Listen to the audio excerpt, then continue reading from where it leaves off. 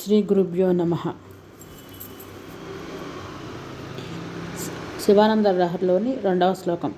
ఘళంతి శంభో త్వచరితః సరితః కిల్బిషరజో ధళంతి దీకూల్యా శరణిషు పతంతి విజయతాం దిశంతి సంసార భ్రమణ పరితాపోపశమనం వసంతి మచ్చేతో హ్రదభువి శివానందలహరి.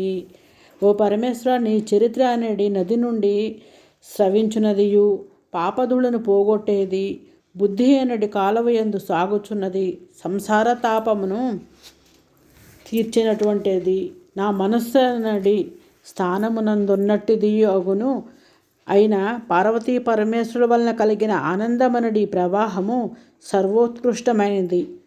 ఏ ప్రవాహం ఈ మనసునందు ఏ ఆలోచన లహరి ఒక సాగరమై ప్రవహించాలి అని చెప్తున్నారంటే భగవత్పాదుల వారు. శివపార్వతుల యొక్క కథ అనే నది మన మనస్సులో ఎప్పుడు ప్రవహించాలని చెప్తున్నారు భగవత్పాదుల వారు. ఈ యొక్క ఫలితము మా మాతృదేవి పాదార విందాలకు సమర్పణ చేస్తున్నాను. శ్రీమాత్రే నమః. అరుణాచల శివ, అరుణాచల శివ, అరుణాచల శివ.